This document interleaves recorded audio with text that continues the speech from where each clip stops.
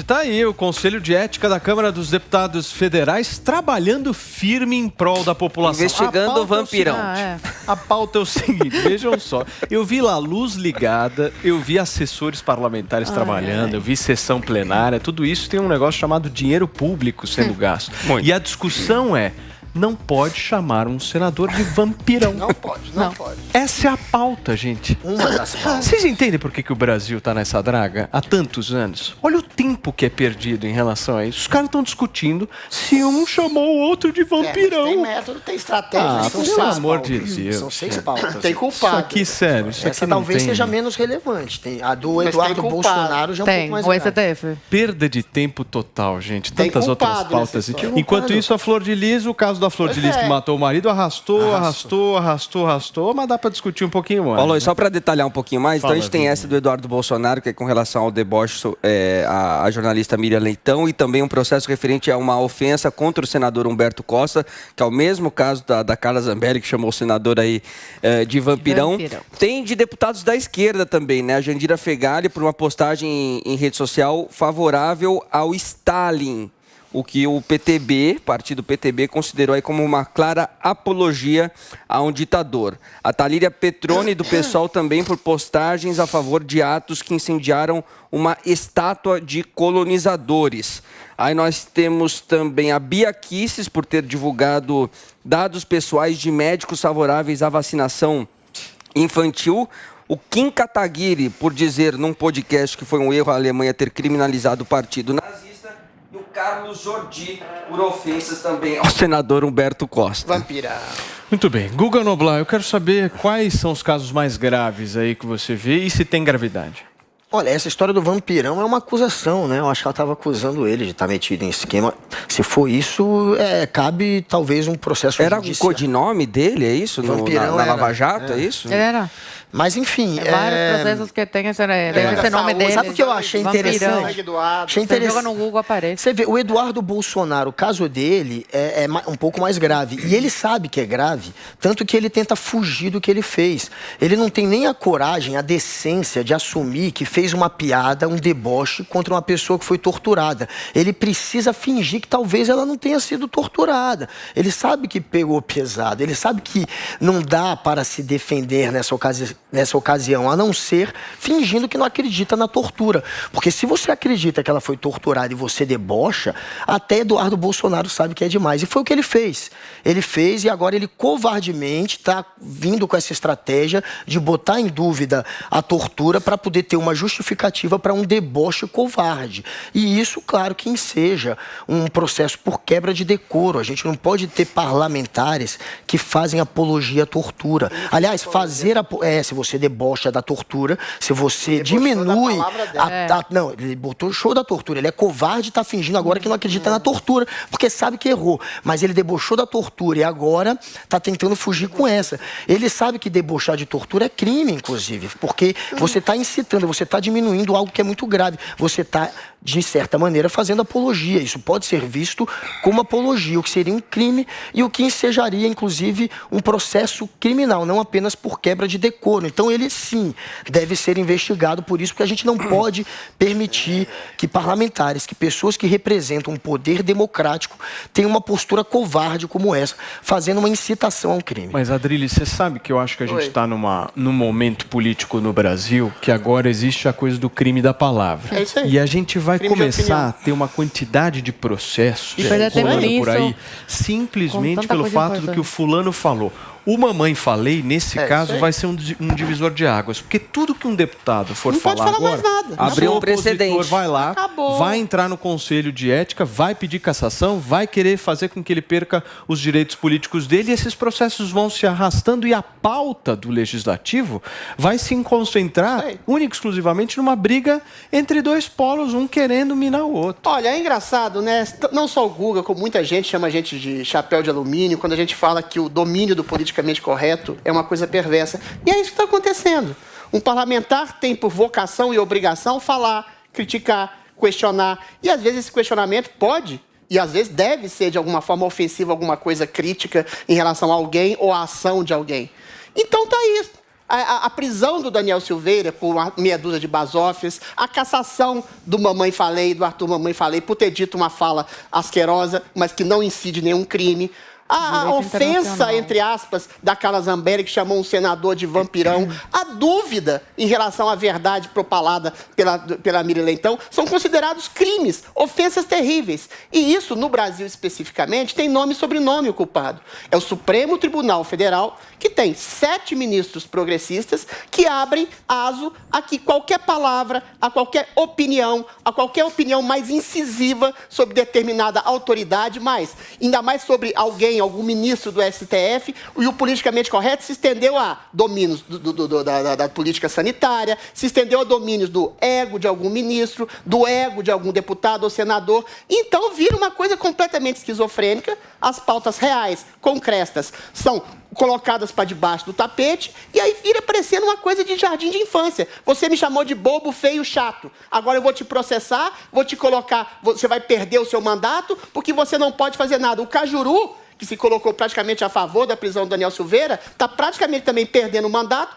porque desaforou um outro senador. Vira a democracia, Paulo, ela pressupõe a tagarelice, ela pressupõe o exagero, ela pressupõe a possibilidade de crítica justa ou injusta. E a Constituição brasileira, e todas as Constituições esse tipo de gente pressupõe que você, quando se sentir caluniado, ofendido ou injuriado, você pode processar, entendeu? Agora, quando a própria máquina legislativa, em conluio com o judiciário, criminaliza qualquer opinião, qualquer palavra, qualquer ofensa, a gente cria o território da esquizofrenia total. Tem um que é por causa do Stalin, você viu? Olha só essa matéria, olha só que interessante como os tempos mudam completamente a política e os fatos que a gente analisa aqui. 12 de maio de 2016, matéria do jornal O Globo.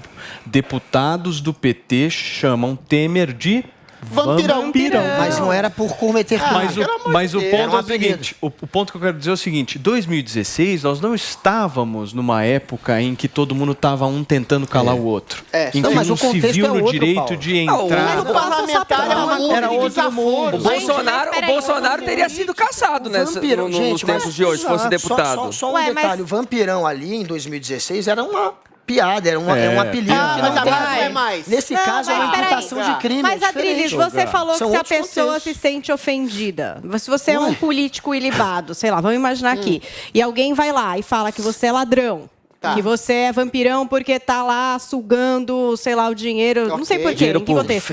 Ué, você não tem o direito de ir pra justiça, você tem o direito pode de ir na processar. justiça. Tem. Agora não pedir cassação do mandato. De difamação. O problema é quando a própria máquina legislativa coloca tudo dentro do processo só, alguém que elogiou o Stalin, alguém chamou alguém de vampirão, alguém que defendeu um policial porque não estava prendendo gente na rua, coloca tudo por excesso parlamentar. Olha, a atividade parlamentar, ela pressupõe um excesso, porque ela pressupõe o questionamento e a crítica. Se você elimina o questionamento e a crítica por um medo em relação a processos dentro do próprio processo parlamentar, você elimina a atividade parlamentar. Deixa eu ouvir um pouco a avaliação das Zoe sobre esse assunto. Se os deputados, os senadores fossem pessoas comuns como a gente, para que existiria essa imunidade parlamentar? Eles têm essa imunidade parlamentar exatamente para isso, para poder falar o que as pessoas como a gente, não podem falar. Eles têm esse direito de extrapolar e eu vou continuar batendo na tecla do artigo 53.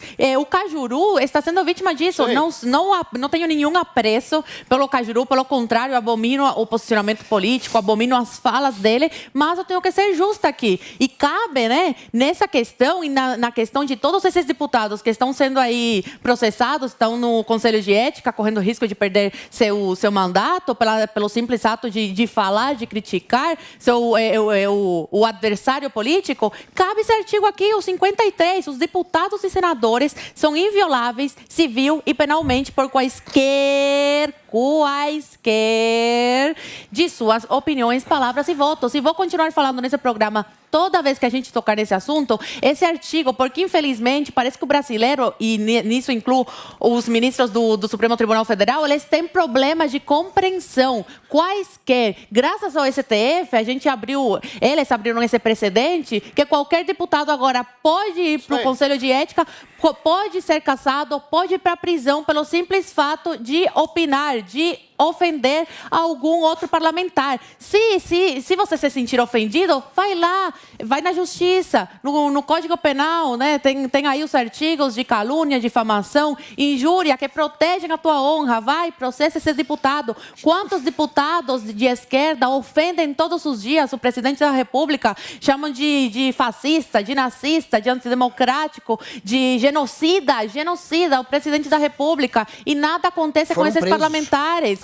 Que parlamentar foi preso por ofender o presidente da República? Nenhum parlamentar. Eu não defendo, tem que ser justo. Diferente da esquerda, eu defendo a liberdade de expressão, tanto para a esquerda quanto para a direita, por mais abobrinhas que eles falem. E deixa eles falarem, que entre mais eles falam, mais aí eles se enrolam e mais caem em descrédito.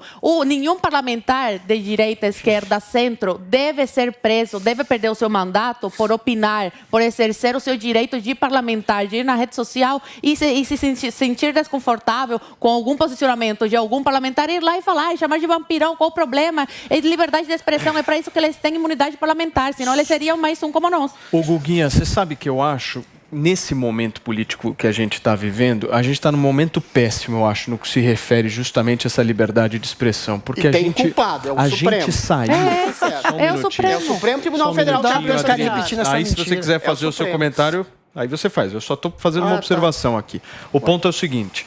Nós estamos vivendo um momento péssimo porque as pessoas estão criando uma cultura dentro de si, e vou te falar, de direita ou de esquerda, viu? De direita ou de esquerda, que é o seguinte, ninguém quer mais debater, as pessoas querem tentar calar.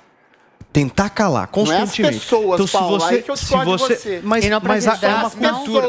Deixa ele terminar, depois você refuta. As pessoas, as instituições são feitas de pessoas. E o nosso noticiário, ele representa claramente para quem está nos ouvindo aí, nos assistindo. A galera, quando vê essas notícias, se sente por muitas vezes no direito de também entrar nessa linha de raciocínio do tipo, eu não concordo, esse cara tem que se calar. Olha Sleeping Giants da vida, na minha avaliação, Guga. Sleeping Giants, pô, focar na questão financeira, o que é esse o objetivo? É calar, é minar, não é debater. É isso que eu não gosto desse momento que a gente está vivendo. Nós precisamos primar mais pelo debate e não pelo cerceamento, entendeu? Mas esse é o problema, que eles tentam culpar um lado. Olha que coisa ridícula. O Conselho de Ética ficou parado 2 anos por causa da pandemia. Voltou, tem uma penca de processos que estão ali para ser debatidos, que pegam gente da esquerda da direita. Eles estão criando uma narrativa de que isso é por conta do STF. Sim. Tem nada, mas absolutamente nada a ver com o STF. Isso é um problema do Legislativo, é o Conselho de Ética do Legislativo que estava parado. Boa parte desses 10 processos será arquivado, não vai para frente. E tem processo contra deputado porque teria falado bem do Stalin, feito, portanto, apologia ao comunismo, que é antidemocrático. Beleza, eu só estou te mostrando que tem de esquerda à direita. E eles ficam criando uma polarização contra o STF. O STF não tem nada, absolutamente nada a ver com essas histórias todas do Conselho de Ética. E mesmo assim eles conseguem falar que é por causa do STF e que é contra a direita, porque o STF é progressista. Isso é coisa de alucinado. Não, é coisa o Conselho de Ética não tem ligação com o STF. Isso tem a ver com o Legislativo. Completamente fantasioso, tudo que eles falaram. E não há uma perseguição contra um lado. Os dois lados estão no Conselho de Ética. E boa parte desses processos, de fato, é exagerado e será arquivado. E o tempo perdido desses parlamentares? Porque vai perder o tempo do relator que vai arquivar. Esses caras já não trabalham tanto assim, eu te garanto que ele consegue fazer. Eu concordo com a Zoe e com o Paulo nesse sentido. Eu acho que é um tempo perdido muito grande, quando se podia estar sendo investido aí em outras pautas mais importantes. Conselho de Ética, para mim, Paulo, é caso Flor de Lis.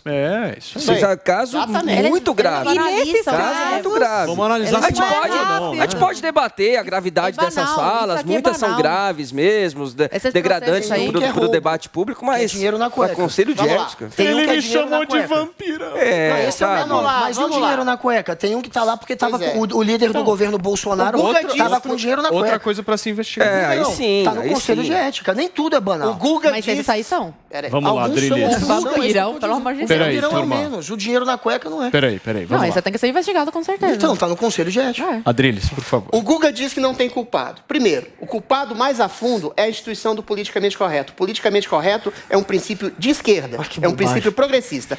Esse princípio foi inoculado no judiciário brasileiro através do STF, que tem uma maioria de ministros progressistas que querem criminalizar, como faz o discurso politicamente correto, qualquer tipo de discurso que eles achem que seja ofensivo, agressivo, incisivo, crítico a qualquer ministro ou crítico a qualquer pessoa. E é lógico que quando o próprio Supremo Tribunal Federal, a mais alta instância da justiça do país, cria esse tipo de instituição de criminalizar falas, criminalizar opiniões por vulgaridades, por palavrões, por incisividade, todo o sistema cultural, todas as instituições culturais, do legislativo, a primeira, a segunda, a terceira instância, exatamente criam esse precedente que faz com que parlamentares sejam caçados por opiniões, por palavras, que parlamentares sejam intimados e que crie uma autocensura na cabeça das pessoas e, eventualmente, até nas redes sociais, as pessoas se sintam ofendidas por qualquer coisa e comecem a querer, aí sim o Paulo tem razão, calar outras pessoas